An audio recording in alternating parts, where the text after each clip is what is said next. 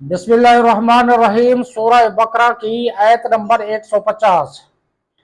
وَمِنْ حَيْثُ خَرَجْتَ فَوَلِّ وَجْهَكَ شَطْرَ الْمَسْجِدِ الْحَرَامِ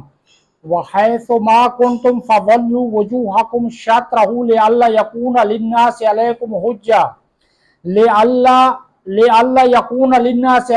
حُجَّةٌ إِلَّا الَّذِينَ ظَلَمُوا مِنْهُمْ فَلَا تَخْشَوْهُمْ وَاخْشَوْنِي وَلِأُتِمَّ نِعْمَتِي عَلَيْكُمْ وَلَعَلَّكُمْ تَهْتَدُونَ۔ ترجمہ کنز العرفان۔ اور اے حبیب، تم جہاں سے آؤ اپنا منہ مسجد حرام کی طرف کرو، اور اے مسلمانوں تم جہاں کہیں بھی ہو اپنا منہ اسی کی طرف کرو، تاکہ لوگوں کو تم پر کوئی حجت نہ رہے، مگر جو ان میں سے ناانصافی کریں تو ان سے نہ ڈرو اور مجھ سے ڈرو، اور تاکہ میں اپنی نعمت تم پر مکمل کروں اور تاکہ تم ہدایت پاؤ۔ وَمِنْ حَيْثُ خَرَجْتَ، اور تم جہاں سے آؤ۔ اس رکوع میں 3 مرتبہ نبی کریم صلی اللہ تعالیٰ علیہ وآلہ وسلم اور مسلمانوں کو مسجد حرام یعنی کعبہ کی طرف منہ کر کے نماز پڑھنے کا حکم دیا گیا ہے۔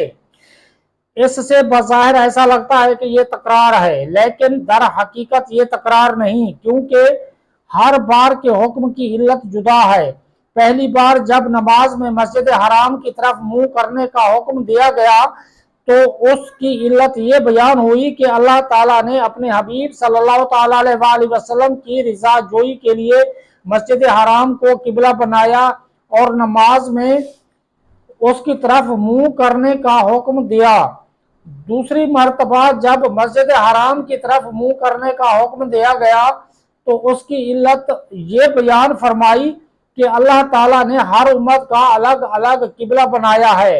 جس کی طرف منہ کر کے وہ نماز پڑھتے ہیں، اور جب امت محمدیہ بھی ایک امت ہے تو ان کا قبلہ مسجد حرام کو بنایا اور اس کی طرف منہ کر کے انہیں نماز پڑھنے کا حکم دیا گیا۔ تیسری مرتبہ جب یہ حکم دیا گیا تو اس کی یہ علت بیان فرمائی کہ قبلہ کے معاملے میں یہودی مسلمانوں کے خلاف حجت قائم نہ کر سکیں۔ وَحَيْثُ مَا كُنْتُمْ فَوَلُّوا وُجُوهَكُمْ شَطْرَهُ، اور اے مسلمانوں تم جہاں کہیں ہو اپنا منہ اسی کی طرف کرو۔ اس آیت میں مجموعی طور پر لوگوں سے فرما دیا گیا کہ تم حالت سفر میں ہو، جہاں حالت اقامت میں ہو، تم حالت سفر میں ہو یا حالت اقامت میں ہو، جنگل و بیاباں میں ہو یا شہر میں، ہر جگہ ہر حالت میں اور ہر وقت تم سب نے نماز میں خانہ کعبہ ہی کی طرف منہ کرنا ہے، تاکہ یہودیوں کو اس اعتراض کا حق نہ رہے کہ ان کی کتابوں میں تو قبلہ کی تبدیلی کا لکھا ہوا تھا لیکن اس نبی نے تو ایسا کیا ہی نہیں،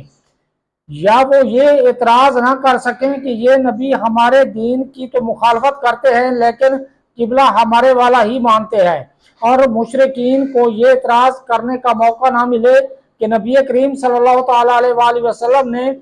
قریش کی مخالفت میں حضرت ابراہیم اور حضرت اسماعیل علیہ السلام کا قبلہ بھی چھوڑ دیا، حالانکہ نبی کریم صلی اللہ تعالیٰ علیہ وآلہ وسلم ان کی اولاد میں سے ہیں اور ان کی عظمت و بزرگی مانتے بھی ہیں۔ إِلَّا الَّذِينَ ظَلَمُوا مِنْهُمْ، مگر جو ان میں ناانصافی کریں، یعنی اللہ تعالیٰ کی طرف سے تو حجت پوری ہو چکی، اب بھی اگر کوئی اعتراض کرتا ہے تو وہ خود ظالم ہے۔ یاد رہے کہ دین کی راہ میں طعنے سننا انبیاء کرام علیہم السلام کی سنت رہی ہے۔ فَلَا تَخْشَوْهُمْ وَاخْشَوْنِي، تو ان سے نہ ڈرو اور مجھ سے ڈرو۔ اس آیت میں مسلمانوں کو حکم دیا جا رہا ہے کہ تم کعبہ کی طرف منہ کر کے نماز پڑھنے کی وجہ سے کفار کی طرف سے ہونے والے اعتراضات سے نہ ڈرو،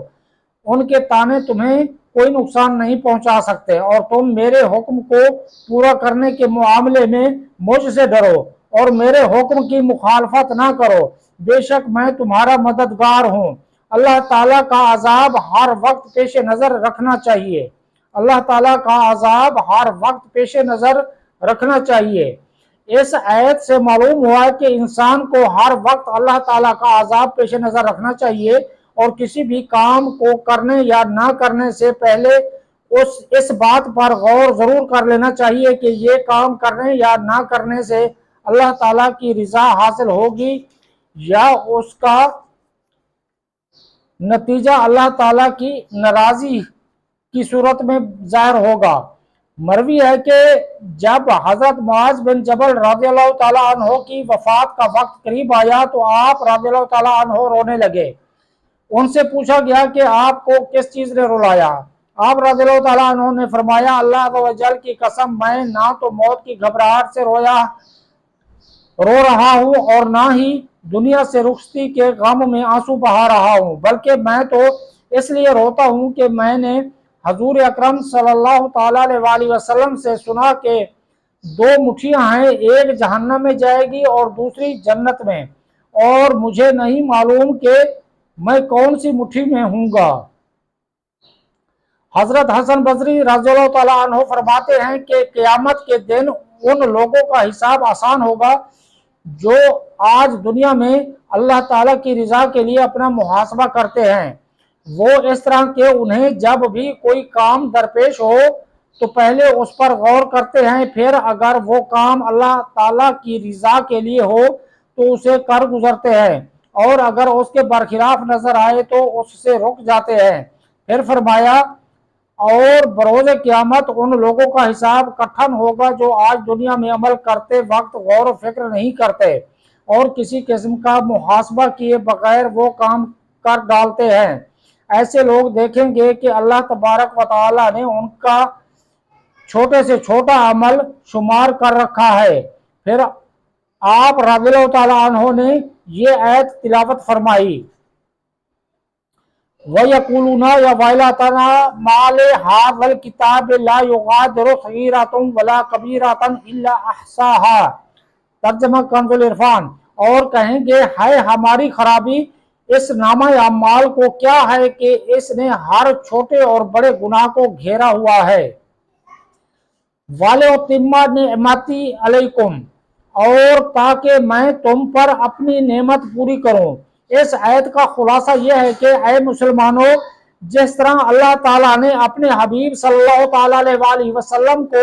تمہارا رسول بنایا جو کہ تمہارے سامنے حق کی طرف ہدایت دینے والی آیتیں تلاوت فرماتے ہیں،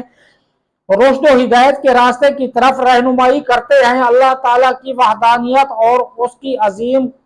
قدرت پر قطعی دلائل قائم کرتے ہیں، تمہیں بت پرستی کی نجاست سے پاک کرتے ہیں، اور تمہیں وہ چیز سکھاتے ہیں جن سے تم اپنے نفسوں کو پہچان سکو اور ان کا تزکیہ کر سکو۔ اسی طرح مستقل طور پر تمہارے لیے بیت اللہ کو قبلہ بنا دیا تاکہ اللہ تعالیٰ تم پر اپنی نعمت پوری کرے۔ گویا جیسے مسلمانوں کا نبی جدا گانا تھا، ایسے ہی ان کا قبلہ بھی جدا گانا ہو گیا۔